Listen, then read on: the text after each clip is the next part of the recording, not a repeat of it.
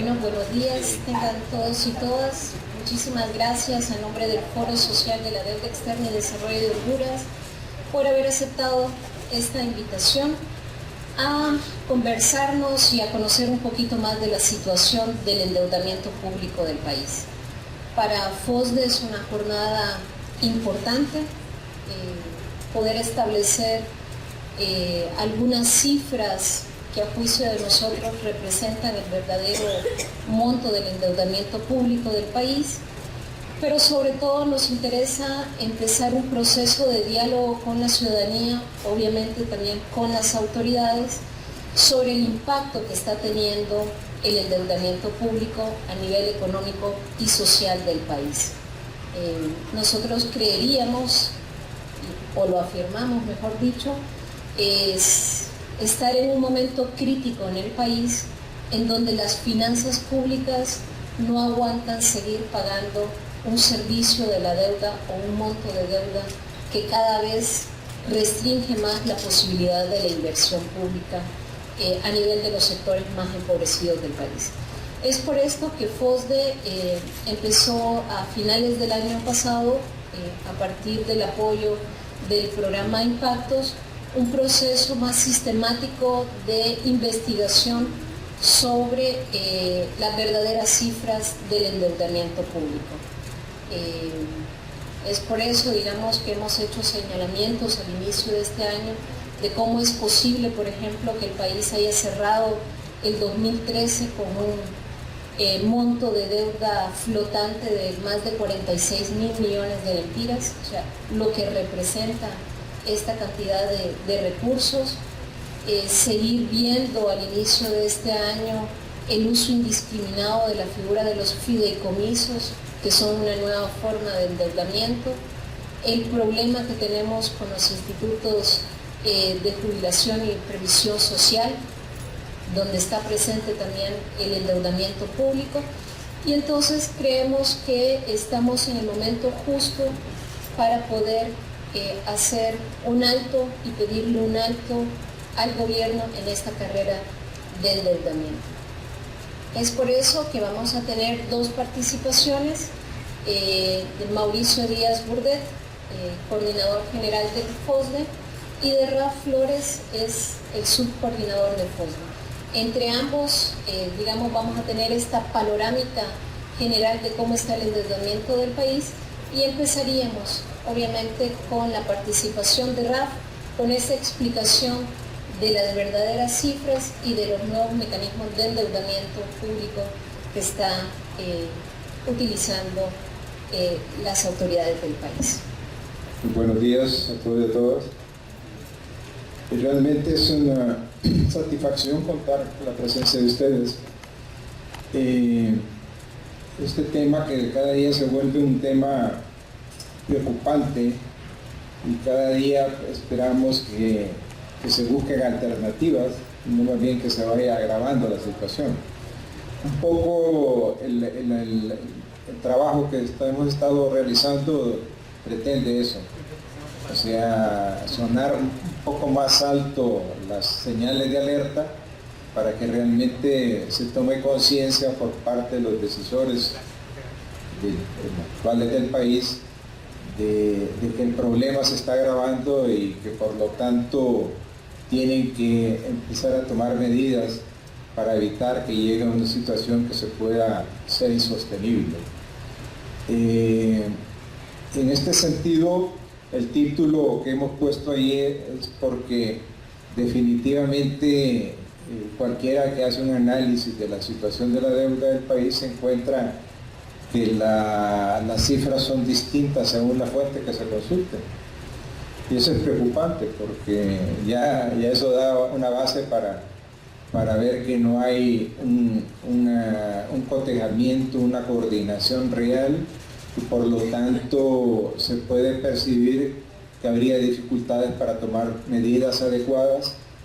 Y lo otro también, que un poco lo vamos a comentar en la parte media de la presentación, es el tema realmente es un tema bastante extenso y puede llegar a las profundidades que quieran, aplicar modelos de distinto índole para hacer análisis de sostenibilidad. Realmente nosotros no pretendemos caer en esa situación porque un poco queremos que la población en general, la sociedad en sus conjuntos, puedan realmente tomar conciencia de este tema y por lo tanto no complicarlo poniéndolo a nivel de académico o de especialistas en términos de econometría, cosas de esa índole, porque ahí entramos en un terreno que incluso genera discusiones más profundas todavía desde el punto de vista académico. Entonces hemos tratado de ponerlo, sabemos que es apenas tal vez la punta del iceberg, pero sí, la preocupación, incluso estaba revisando yo los antecedentes y hace exactamente un año, creo que en este mismo local, presentamos lo que se llamaba en aquel momento las nuevas modalidades de endeudamiento del país. Precisamente esas nuevas modalidades ahorita se están presentando y están agravando la situación. Y en gran medida están siendo más opaco las cifras, la información, y por lo tanto se vuelve más preocupante. Bueno, con este preámbulo pasaríamos muy rápidamente y precisamente lo que les explicaba está ahí expresado: dificultades de la información. Lo otro, sentimos que tiende a acomodarse el concepto de deuda de acuerdo a las circunstancias. Ese es un problema también, y por lo tanto nosotros hemos recurrido a cuáles son las definiciones internacionales al respecto.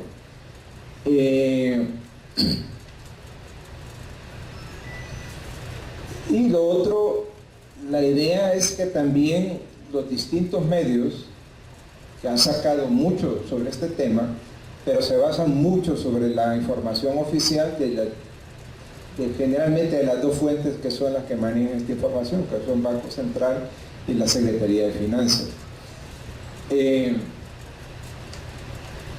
Definitivamente es un problema y nosotros hemos buscado en el transcurso de encontrar elementos que nos permitan hacer cruces de información y llegar a tener un poco de mayor claridad de cuáles cifras son más apropiadas para expresar la situación del real endeudamiento del país. El otro punto es que hay dos elementos que generalmente aparecen cuando uno analiza esto. Uno, el cambio metodológico que se realizó en el 2008 de cambio de metodología de cálculo de PIB, que dio lugar a que el PIB creciera más del 20% y por lo tanto los indicadores relacionados con el PIB cayeron. Dentro de eso está la relación deuda-PIB, como también está la presión tributaria, que es otro elemento que está íntimamente ligado con este tema. Y lo otro, como les decía, es alertar para que realmente existan límites a los niveles de endeudamiento, porque si uno revisa, se hablaba antes que en el acuerdo que estuvo vigente, el último, con Fondo Monetario, se hablaba de un nivel de endeudamiento máximo de 40% deuda pública total PIB. En el presupuesto 2014 se sube el techo a 48. Entonces la pregunta, bueno, si se tiene un presupuesto así, ¿cómo se pretende negociar con el Fondo Monetario? Si el parámetro que se había puesto y se sobrepasó era de 40 antes. Y ahí donde aparecen dificultades, porque entonces el concepto de deuda como que se empieza a ponerle cierto tipo de elementos para que no suba mucho. Y se empieza casi, es decir, ponerle bastante cosmético a las cifras, para no decir otra palabra más fea. Y entonces se pierde lo otro. También nos preocupa que la nueva estructura institucional que ha aplicado el nuevo gobierno nos parece a nosotros que debilita la institucionalidad principalmente del que lleva la política monetaria. Casi sentimos que tiende a ser un ministerio de línea, lo cual eso genera preocupaciones adicionales. Y un poco lo vamos a ver un poquito adelante. Para nosotros los niveles de endeudamiento han sido subvaluados. Solo en el momento en que se buscó la condonación de deuda, como que se puso, porque era poner realmente indicadores críticos, y de hecho MIS vino a poner en evidencia ciertos indicadores por los cuales realmente el país pudo entrar al proceso de HIPIC en aquel momento y al proceso de condonación.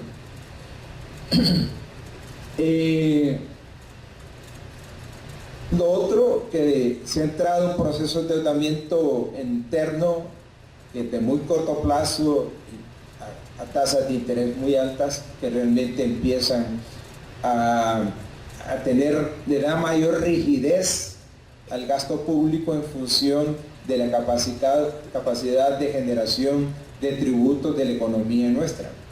Porque la economía también, aquí hay dificultades en términos de, uno se asusta bastante cuando mira las cifras de cierre de año de crecimiento del PIB. Dice, bueno, pero la tendencia no era esa y de repente llegó a niveles que parece ser, y lo comprueba uno cuando el comportamiento de las recaudaciones no tiene el comportamiento que dice el cierre de ese tipo de variable macroeconómica cuando se cierra un año el caso. Y nos parece de que el no tener un acuerdo con el fondo dio lugar a que se disparara mucho la racionalidad en cuanto al gasto público, y se entró en una serie de elementos que en el momento Fosde señaló. Uno, lo que se llamaba los gastos sin imputación presupuestaria, que se llevó un abuso exagerado. Nosotros llegamos a establecer que estaba llegando a niveles casi de 15.000 millones en el año 2012, porque así lo reflejaban las mismas cifras del sistema de información financiera SEAFI. Cuando nosotros dimos la alerta, de repente empezó a menguar eso, a desaparecer, pero empezó a crecer la deuda flotante. Y vamos a ver ese comportamiento de la deuda flotante, que no lo incluyen dentro del cálculo de la deuda pública total para hacer el cálculo en relación al Producto Interno Bruto. Eso es un elemento que está faltando en ello. Y pareciera que ese no acuerdo con el fondo fue casi intencional, porque ocupaban tener recursos en cantidades bastante altas, y que lo podían lograr vía procesos de endeudamiento y todas las figuras y modalidades que aparecieron precisamente de 2012 para acá. Entonces, nosotros partimos del concepto internacional que lo brinda esta organización que se llama Intosai, donde precisamente por parte de la estructura institucional de Honduras, el Tribunal Superior de Cuentas es miembro de ello y debería estar aplicando esos criterios para la comparación internacional del país, y poder tener elementos de normas. Ahí están citados dos normas que tienen que ver con precisamente las entidades. Uno que es lineamientos para planear y ejecutar auditorías y controles internos de la deuda pública, que debería ser un mandato del Tribunal Superior de Cuentas para llevarlo realmente, no estar solo cuando a veces uno se preocupa que mira los informes de la Tribunal Superior de Cuentas de cosas que son prácticamente cosas que es más el costo administrativo que lo que realmente van a tratar de judicializar. Y los otros también ellos manejan los indicadores de deuda, incluso los comparan con los indicadores que se utilizan tradicionalmente. Entonces, el término que ellos utilizan prácticamente, deuda pública, son casi todos los pasivos que tiene un Estado a los distintos niveles de gobierno. Entonces, cuando uno habla de que prácticamente entonces tendría que ser considerado, porque al final eso demanda la asignación de recursos o entra a acumular procesos de endeudamiento que de una u otra forma va a tratar de cumplirlos. La verdad que se han incumplido mucho. Y, por ejemplo, se pueden ver las discrepancias incluso de indicadores. La Term Relief International utiliza estos, el Fondo Monetario utiliza estos, y se puede ver que hay unas discrepancias bastante grandes en los rangos. Entonces, eso también complica. Entonces, para hacer ese análisis de sostenibilidad de deuda, entonces, simplemente ahí se genera una discusión de cuáles serían los parámetros más apropiados. Generalmente nos vamos con lo que aplica el Fondo Monetario y el Banco Mundial, que son los que están monitoreando el comportamiento de esta situación en el país. Desde la visión oficial, ¿cómo está la deuda? Y hay una definición que es la que aplican para llegar a establecer ese nivel de deuda.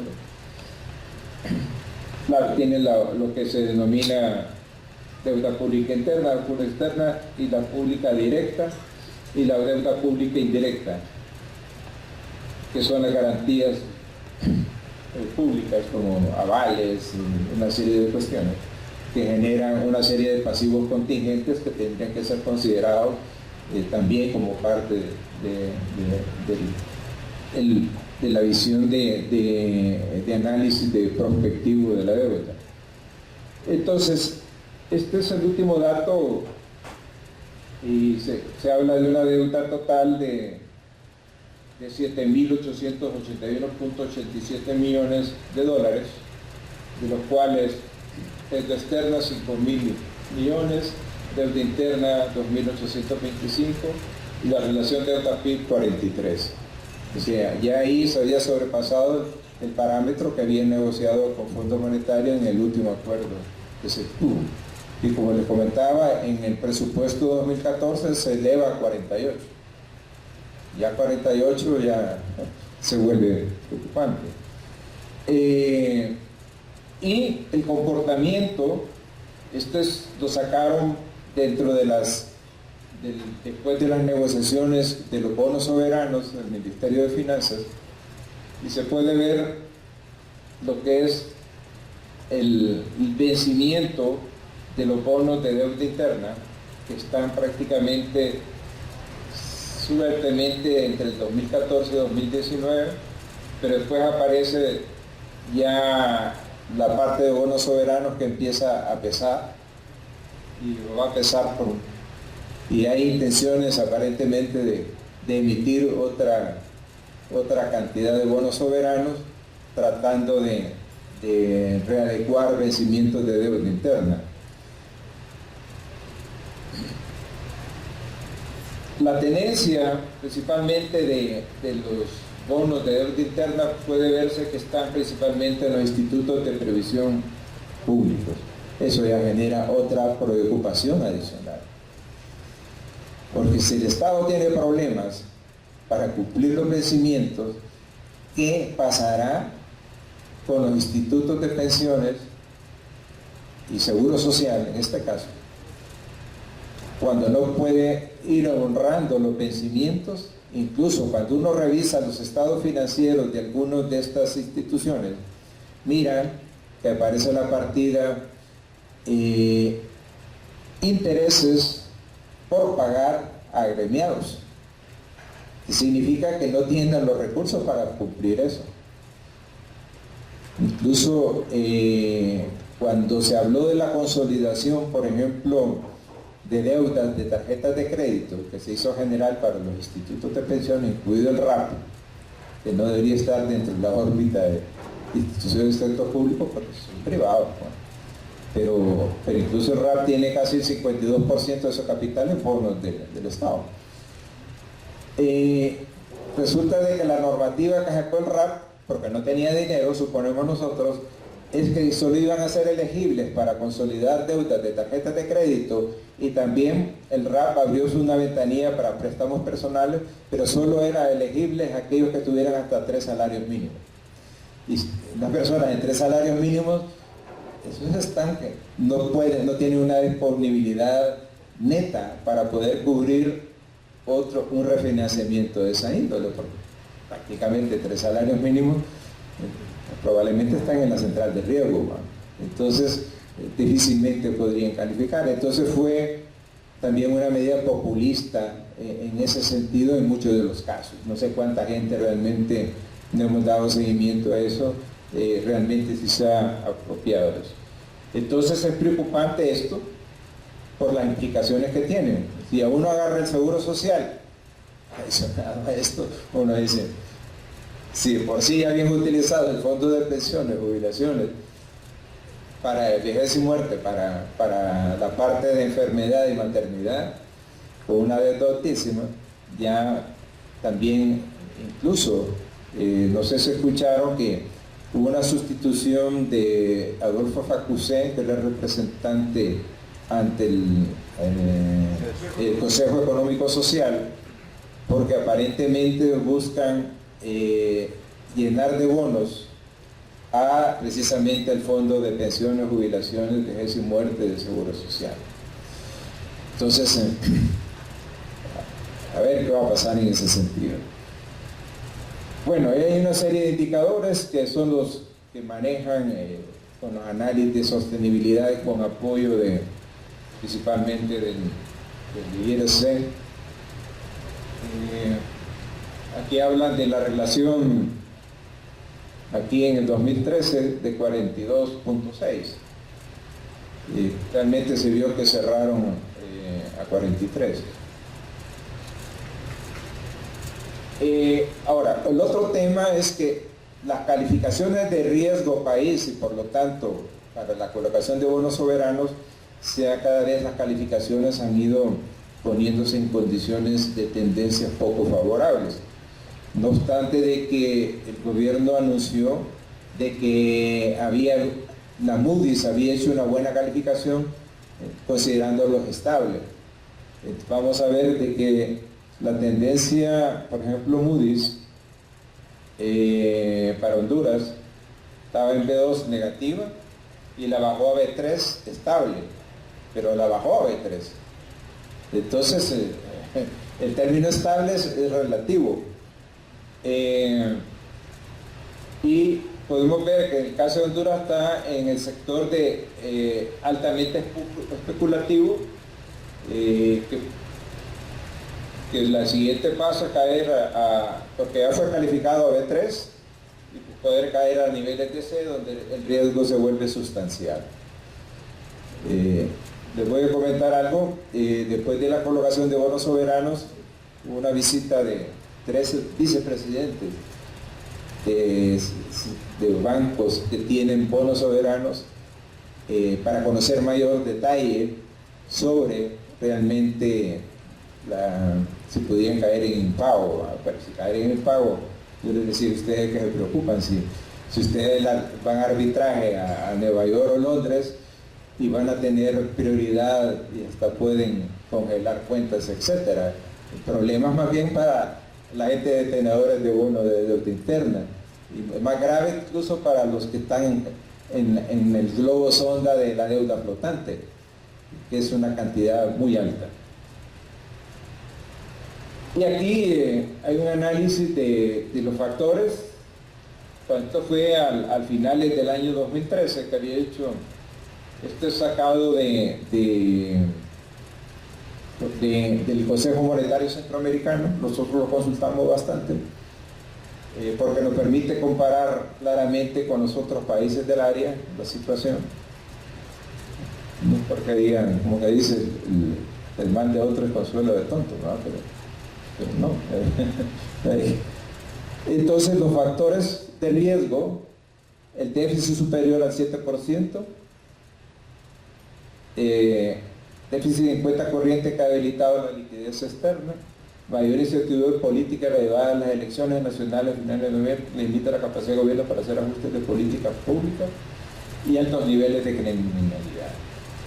Retos, si te vienen, aparecen. Entonces, ok, entonces Moody's el 1 de mayo sacó la nueva calificación, que donde baja precisamente a B3. Aquí está.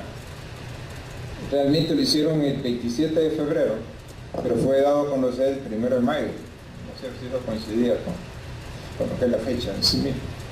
Pero pasó de a B3 y cambio de perspectiva estable negativa.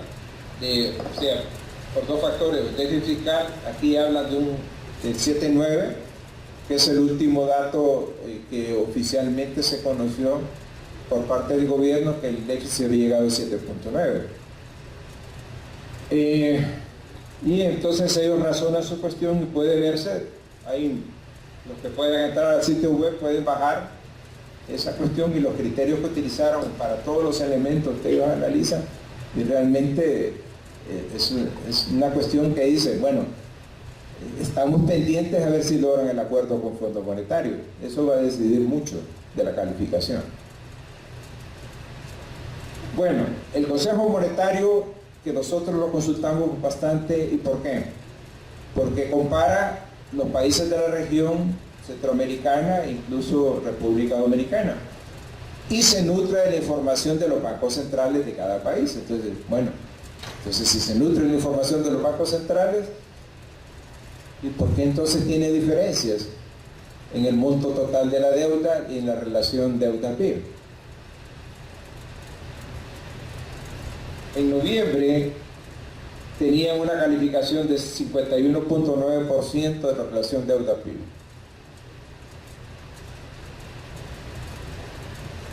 Al cierre del 2013, ellos hablan de una deuda pública total de 10.145, distinto a lo que vimos de la parte del gobierno, ¿no? Entonces le pregunto, pero si el Banco Central es el que brinda la información, ¿por qué la diferencia? ¿En qué consiste? Y aquí pueden ver los porcentajes. Aquí ya en diciembre cerró casi el 54% de la relación deuda-PIB. O sea, rápidamente subió porque hubo colocación de bonos soberanos en ese periodo.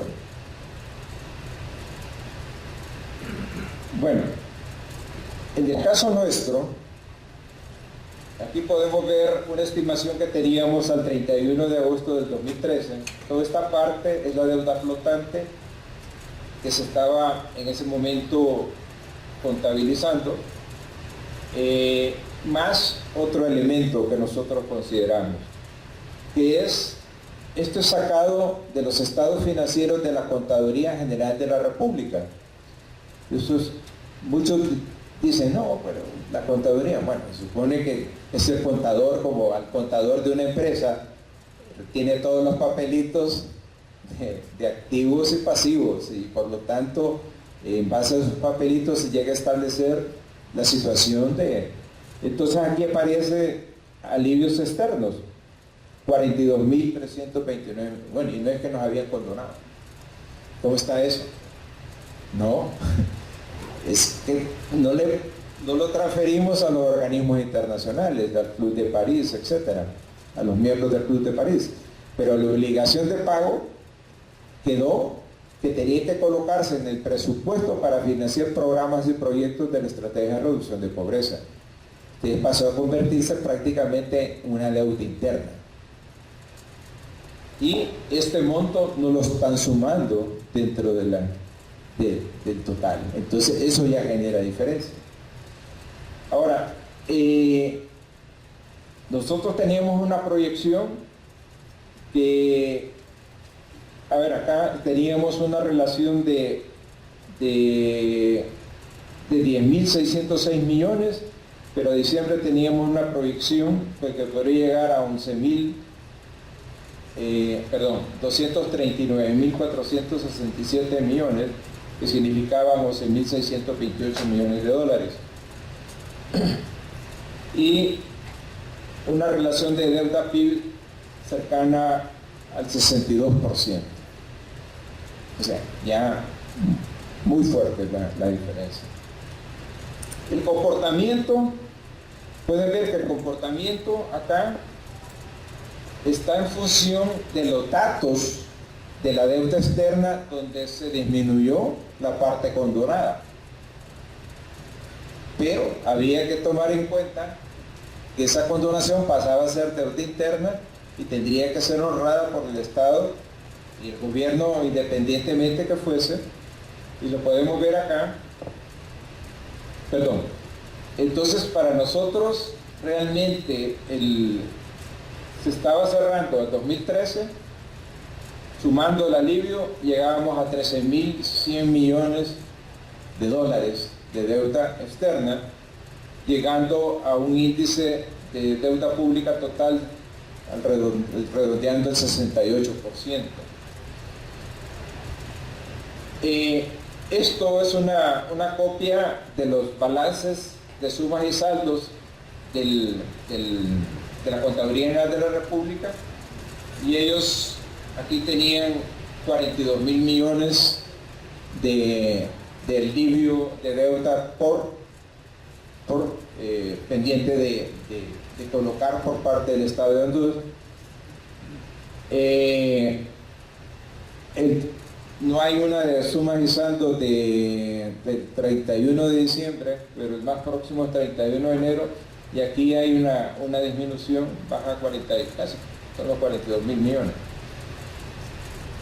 Pero hay un documento que estuvo un tiempito y fue quitado del sitio web de CEFIN, donde al 31 de diciembre se dio un informe de transferencias por recursos de alivio de deuda externa.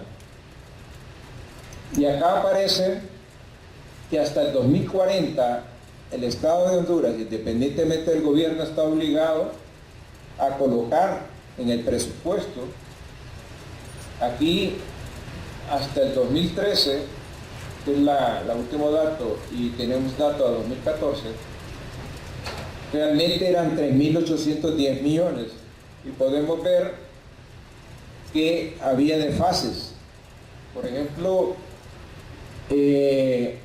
precisamente al 2011, la proyección que tenía que haber cumplido los gobiernos, distintos gobiernos, era de 1.303 millones, pero solo se cubrió 945.14, hay un desfase.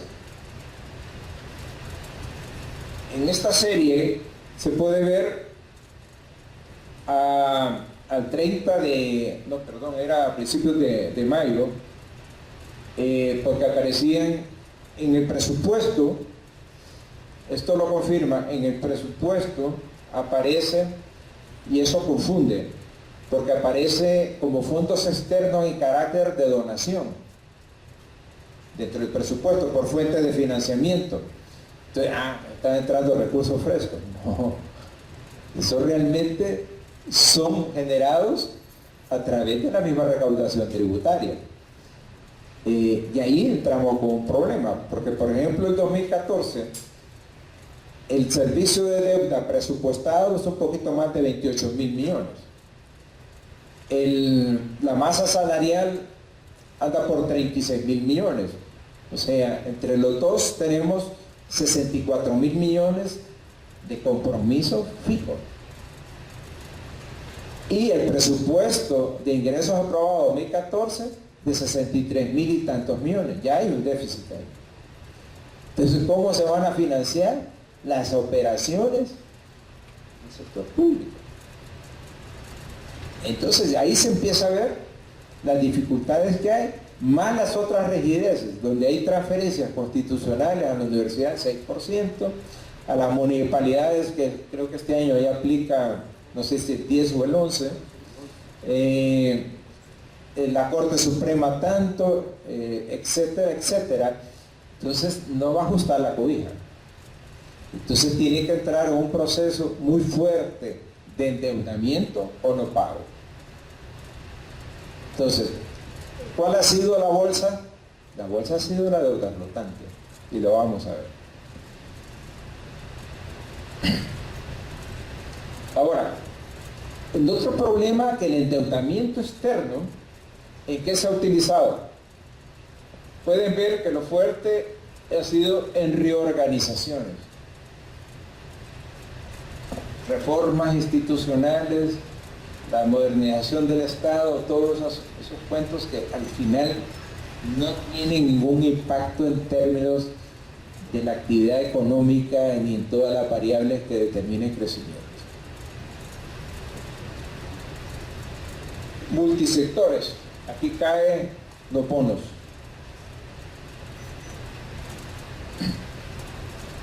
Y la parte de transporte, que ha habido, sí, hay préstamos para carreteras que ahora se están concesionando, pero que las carreteras prácticamente se rehabilitaron o se reconstruyeron con fondos externos y ahora se entregan para que alguien me las administre. Esa es la figura que están manejándose ahora, y por las cuales hay que pagar peaje para que la empresa que administra entonces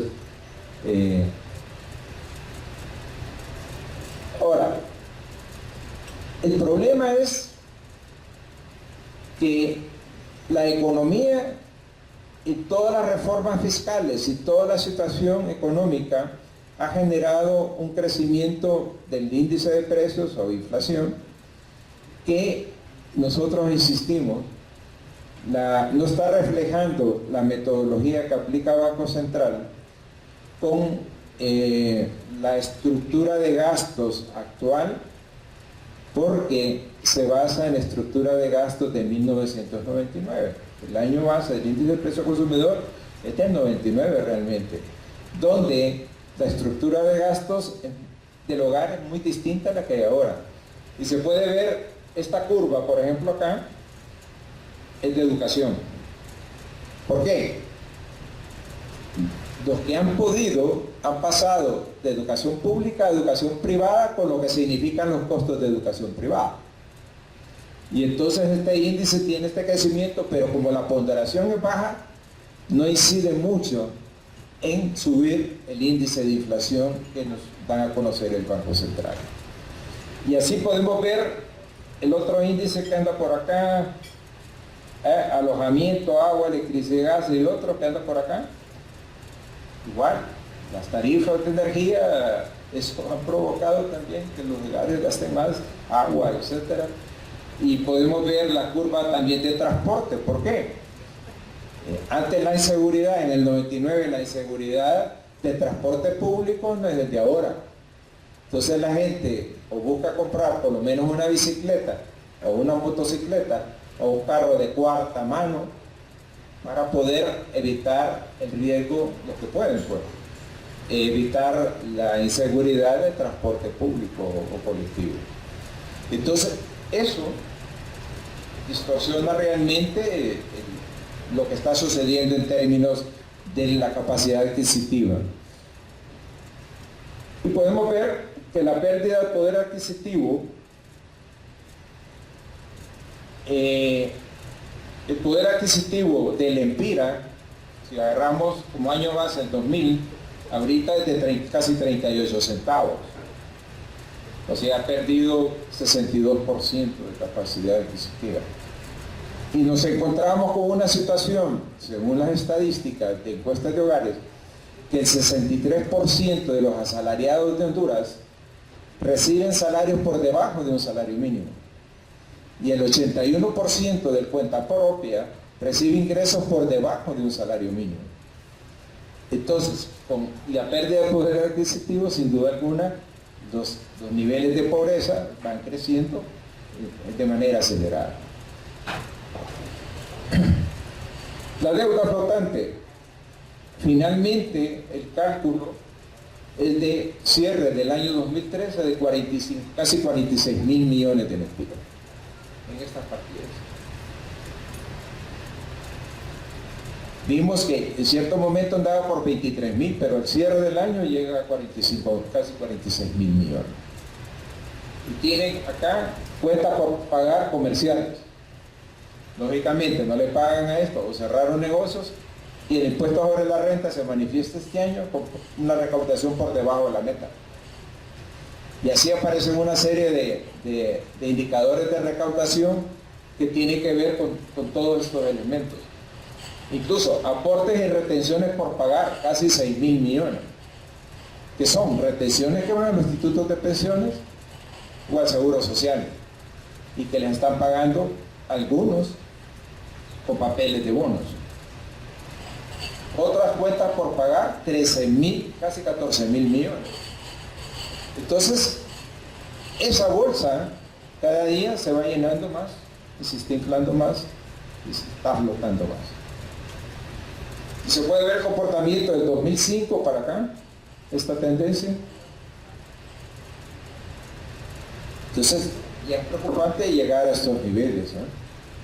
Entonces, todos los parámetros de relaciones de deuda pública y de dónde va a sacar dinero si prácticamente el servicio de deuda se está llevando casi ya llegando al 40% de los ingresos tributarios. Fideicomisos, que es la modalidad. Se están estableciendo fideicomisos que están en la penumbra, muchos de ellos. Y solo voy a citar un caso que donde uno puede ver en el acuerdo o en el contrato de fideicomiso, que es para una carretera, en donde se le entrega a una institución bancaria y a la institución bancaria se le dice que busque un inversionista para que construya la carretera, pero el Estado lo está poniendo en el 5. Entonces prácticamente el banco le está prestando al inversionista o al contratista para que haga esa carretera y el Estado de Honduras va a pagar. Eso es una modalidad de endeudamiento adicional. ¿Cuántas de esas hay? No hay registros reales en la contaduría de eso. No está llegando esa información a la contaduría. Entonces todavía falta poner esas cifras ahí, pero como tiene decretos especiales los que están creando los fideicomisos, básicamente Coalianza, entonces no se tiene real certeza y por eso en los dos últimos informes de emisión del Fondo Monetario Internacional, los que lo han visto dicen, ojo con las alianzas público-privadas porque pueden estar generando una serie de pasivos contingentes y se están comprometiendo las posibilidades de ingresos futuros desde el punto de vista tributario, porque se están dando exoneraciones, una serie de cuestiones que eso van a tener impacto futuro. Y de hecho, en el anterior, a ver, no sé dónde quedó, pero hay una devolución de impuestos de como de 5.600 millones. O sea que con los pagos a cuenta, muchas empresas pagaron más y entonces tienen que darle crédito fiscal. Nosotros lo hemos visto un caso que aparece incluso puesto en el sitio web de finanzas por 200 millones de lempiras de una empresa constructora, de un grupo relacionado con el gobierno, que le transfiere al banco, a un banco, el crédito fiscal. Entonces, ahí hay unas danzas interesantes que a saber qué puede pasar. Pero el hecho de que son 5.600 millones, si no mal recuerdo la cifra, ¿qué pasaría si todas las empresas dijeran, miren, yo no tengo plata, así que denme crédito fiscal por lo que tenía que pagar? Entonces se cae la recaudación por 5.600 millones. Si se dice que el déficit de este año, según el programa monetario, va a ser de 21.000, automáticamente me sube casi a los 28.000 millones, que fue la cifra que anduvo el año 2013. Entonces, allí ya hay dificultades muy fuertes. Entonces, cuando uno empieza a ver esto, dice, bueno, ¿realmente hay análisis de la situación? ¿Se están tomando medidas para realmente evitar que le llegue a colapsar? Porque lo que han hecho en las reformas fiscales de diciembre y dentro de otras reformas legales es que alguien que está en deuda flotante y que tiene sus sus contratos y todas sus cuestiones que cumplió con la obra y todo lo entrega de bienes y servicios, para demandar al Estado, hay una reforma para lo contencioso administrativo, tiene que presentar una garantía del 20% del valor de demanda. Y ahí se está jugando otra cuestión.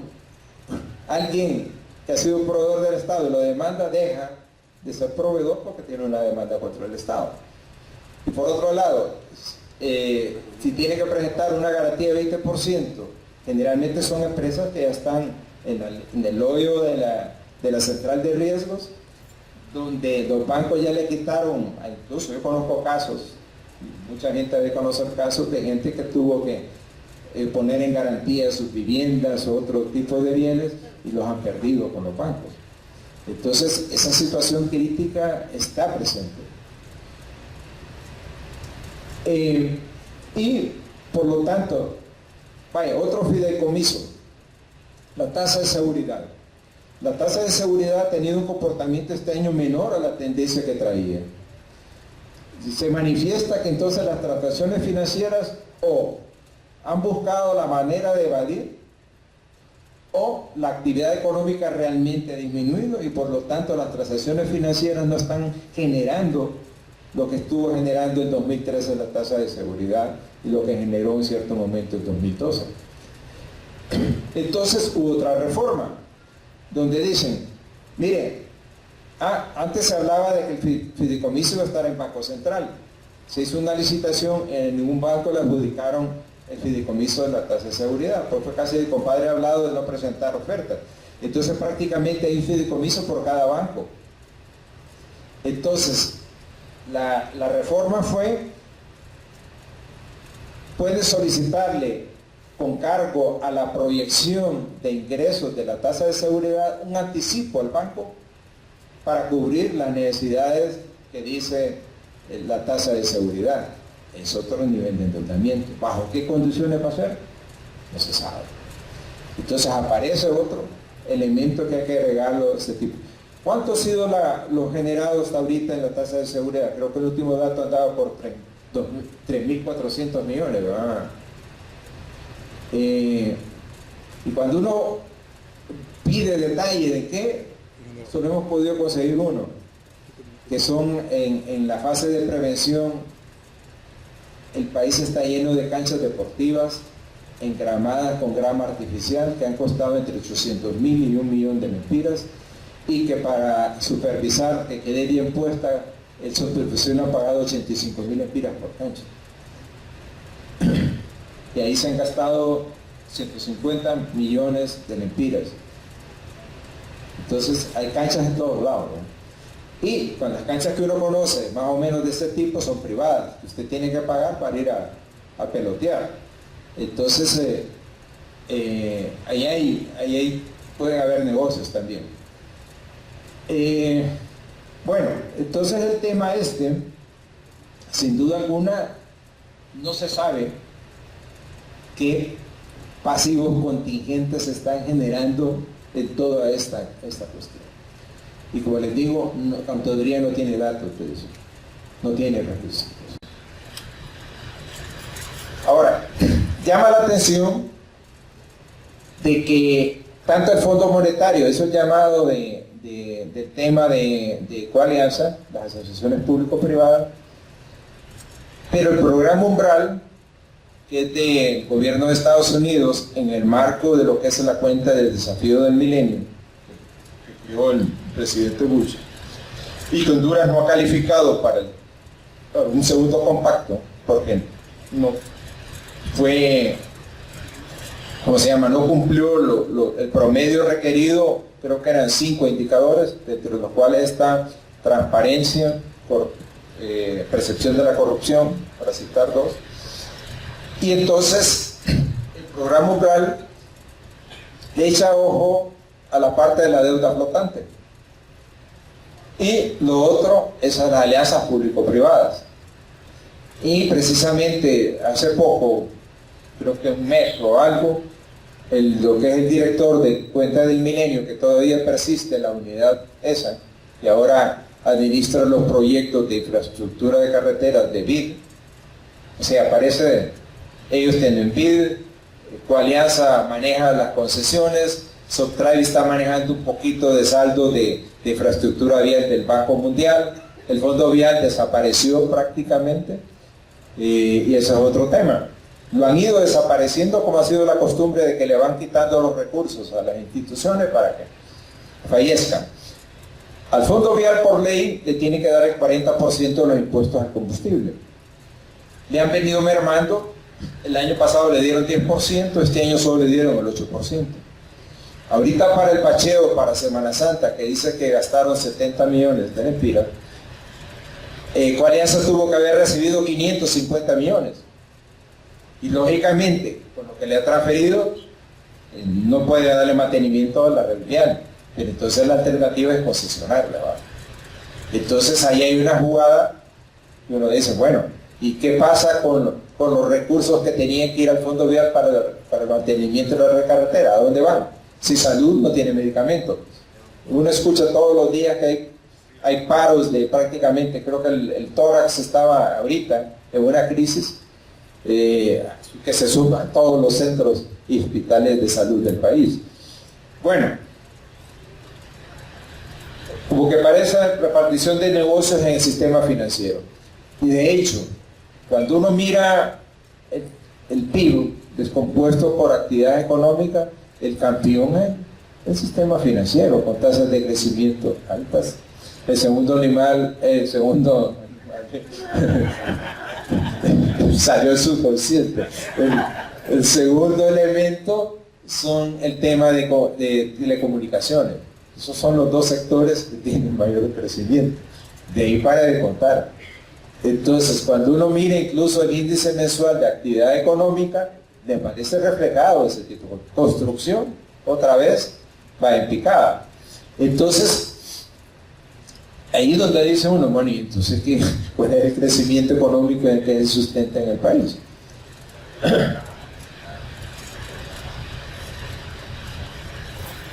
El concepto de caja única se está perdiendo con todo esto, y prácticamente la caja única se está convirtiendo en una caja chica, ya no maneja prácticamente recursos. Bueno, él estaba fuera de registros contables. Consideramos que el bono soberano es un paliativo, es como un tanque de oxígeno, donde, ok, yo voy a pagar vencimientos de deuda interna y eso me da un respiro, pero prácticamente la negociación que se ha hecho, lo vamos a ver adelantito, está, a ver acá,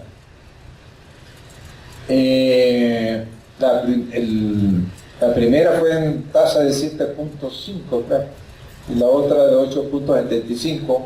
La primera fue un plazo de 11 años, de los cuales solo paga intereses los primeros 8 y los últimos 3 va a pagar intereses y capital. O sea que le toque, allá le va a caer fuerte. Y se le junta el otro porque es a 7 años, igual con las mismas características.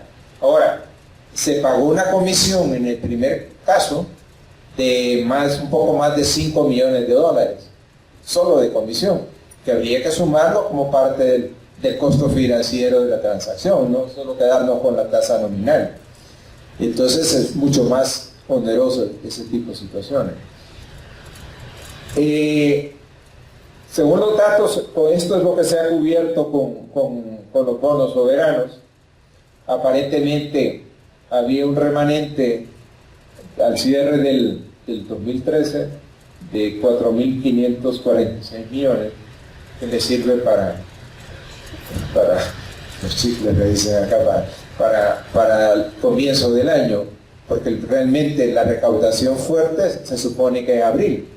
El principio de año es complicado y después vuelve a bajar y se vuelve casi plana la tendencia de recaudación.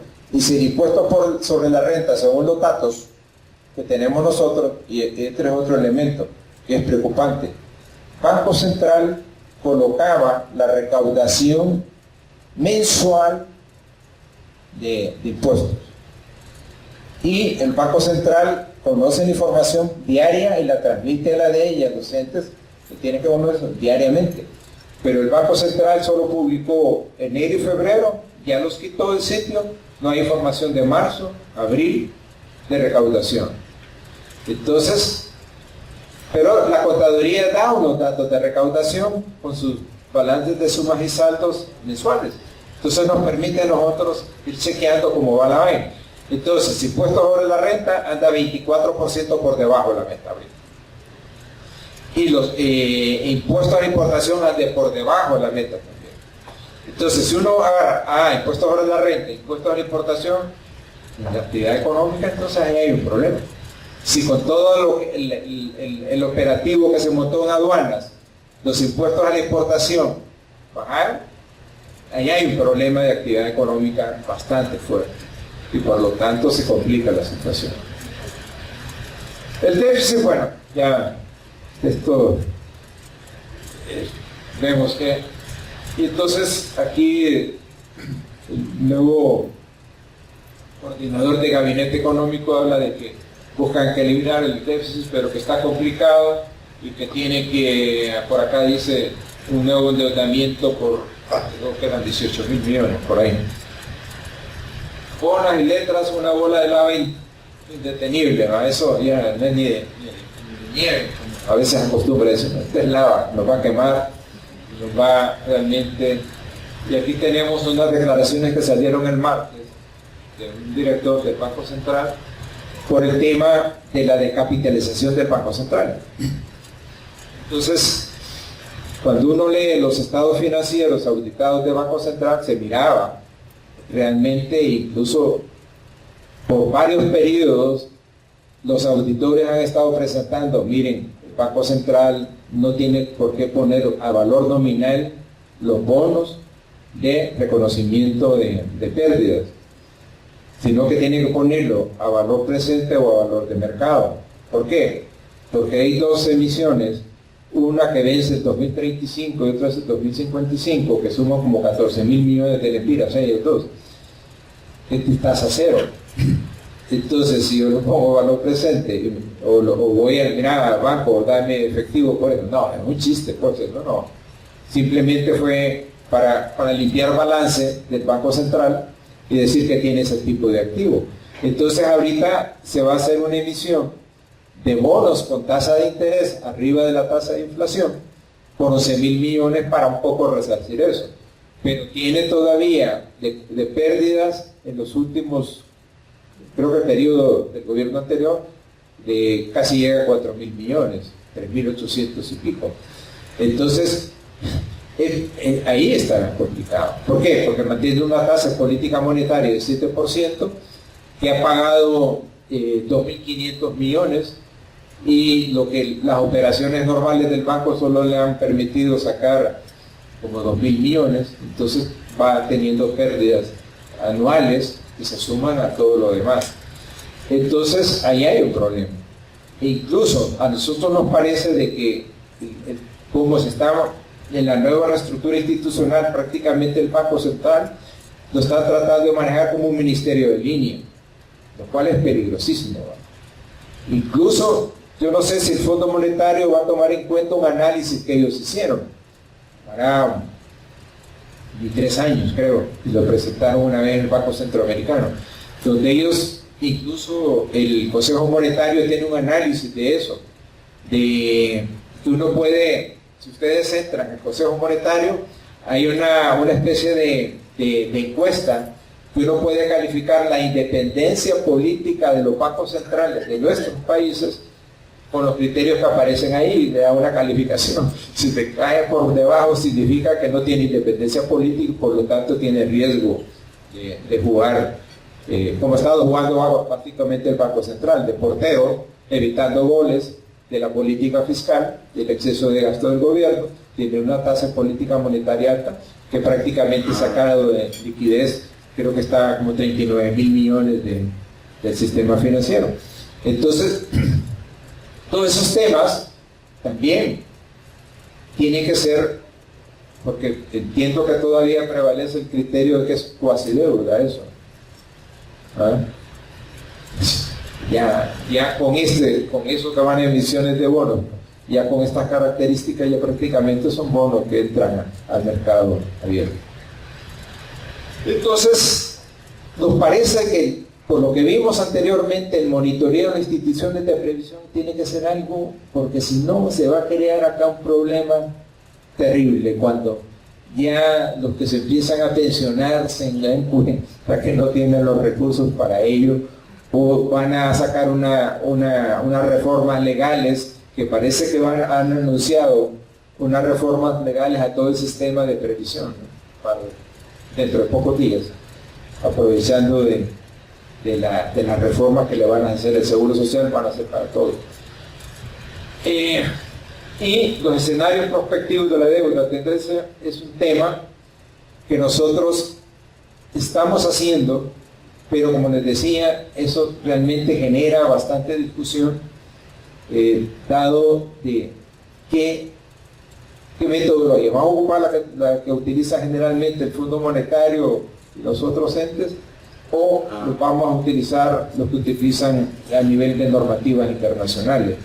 Porque hay que verlo dentro de esa perspectiva, porque la crisis que se va a presentar, que se está viendo ya, es bastante fuerte.